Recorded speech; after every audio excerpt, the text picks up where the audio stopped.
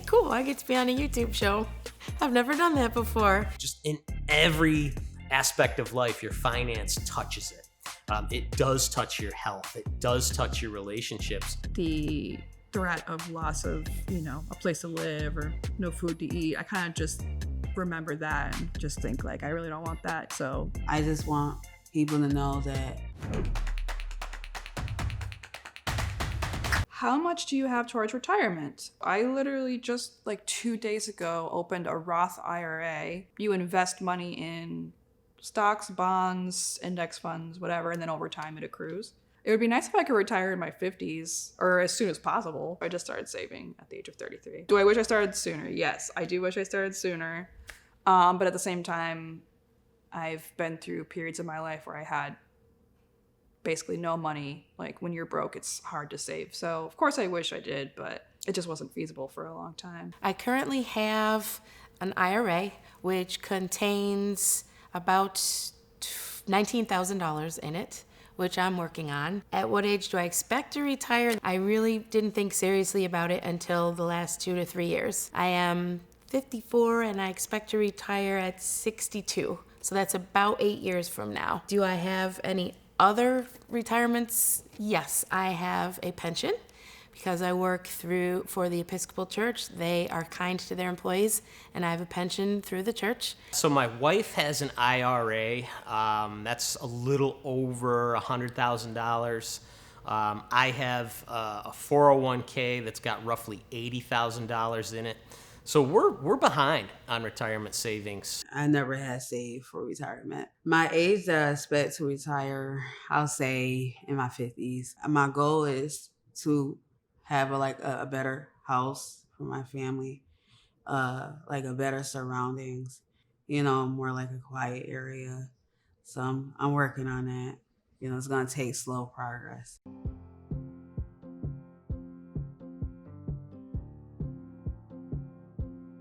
How much do you have in your savings account? The exact dollar amount is, when I looked this morning, $2,108.35. Every Friday I put money in savings.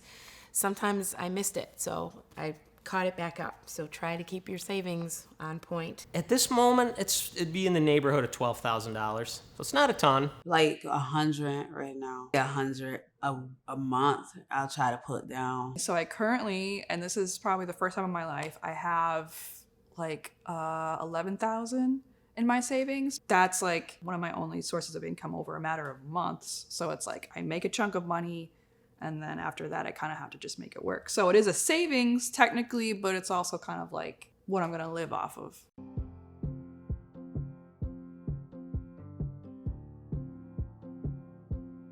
Do we have a budget? The answer is yes. I've used a digital budgeting tool that I love. It's called Every Dollar. And so we're pretty religious about keeping track of things. A budget is really key. That's been a big thing for us. I want to start budgeting. I just want to be better for me and my family and start writing down my goals of what I want to save. Kind of. I don't have it written down. I don't have a calculation. I feel like I do it based on intuition. Every now and then I'll sit down and I'll be like, okay, so what are my expenses? And I'll be like, rent, this, that. I'm like, okay, so how much do I need to make a month to cover those?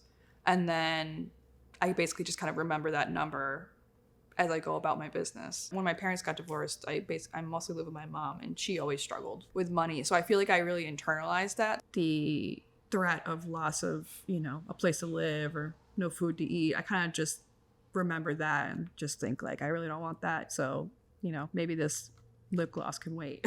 Or maybe I don't need that. Oh, absolutely. I have a budget. The budget is the only way that I've been able to stay afloat over the last 5 years. I am a big believer in budgets. When I first became single and needed to pay bills and didn't have a lot to pay them with, I sat down and came up with a budget. I have a notebook. I do it the old-fashioned way. Sat down with a notebook, a full 8.5 by 11 sheet of paper, full top to bottom of things that needed to be paid off. And then you fast forward those 18 months, and now instead of full, it's about 3/4. And then you fast forward another year and a half. My situation now, there are only about 6 things on there. If I want to travel, I have something big budget, what I do is use the envelope system. I literally take an envelope and I write car across it. And every Friday, throw $10 in, throw $10 in. When it gets closer to the actual for a trip, I can see how much I have and then figure out how to come up with the rest of it. For a car, whatever I have, that's now my down payment towards the next vehicle that I'm having.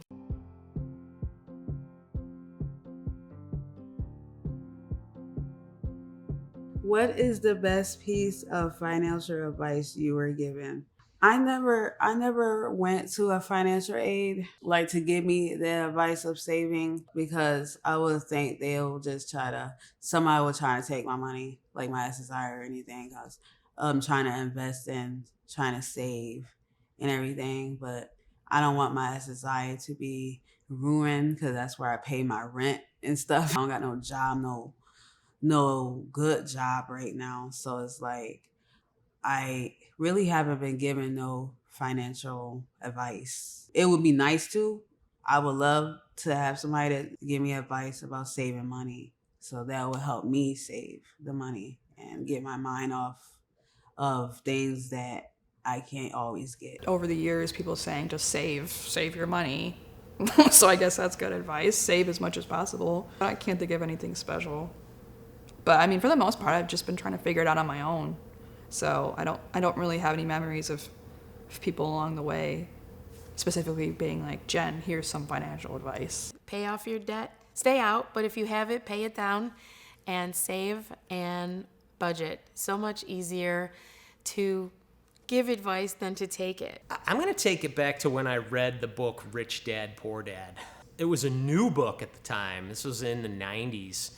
And I remember when it came out, he was on the Today Show. He was around, making the rounds of talk shows. And he just introduced me personally to the term financial literacy. It was the first time I ever figured out that there's a whole world of finance. There's all sorts of vocabulary. There's all sorts of things that if you understand it, you can control your finances in the future. Now, I took the wrong approach. I tried to get rich first. I didn't actually learn how to use my budget and control my spending, but it still was the best piece of advice I was given early, is to develop my financial literacy and really understand the world of money and finance.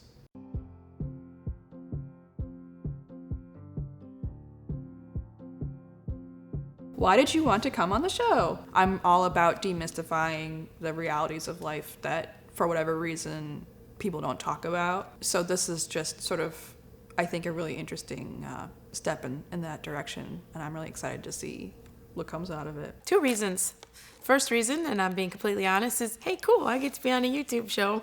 I've never done that before. But the second reason is because I found out what it was actually about. And I said, really? And I was referred to this by a friend of mine, and my friend is also really good with money, and she encouraged me to do it. And I said, I would like to come on this show because hopefully my experience and my advice will help somebody else who is in my position to get out, will give somebody hope, and will save another person from going there. Finance is such a big part of our lives, and it's something that I'm passionate about. Just being a part-time financial coach, I just believe that if people were a little bit more open in talking about it, just in every aspect of life, your finance touches it. It does touch your health. It does touch your relationships. Don't be shy about it, because there's more information out there than ever. And there's also more bad information out there than ever. So just be careful. Finances are really important. And the older you get, the more important it becomes to get it right. I came on the show to basically tell how hard it is out here for people. I just want people to know that it's okay if you're having financial problems sometimes. You just have to use your mind of what you want to do and your goal. Don't let anybody stop you.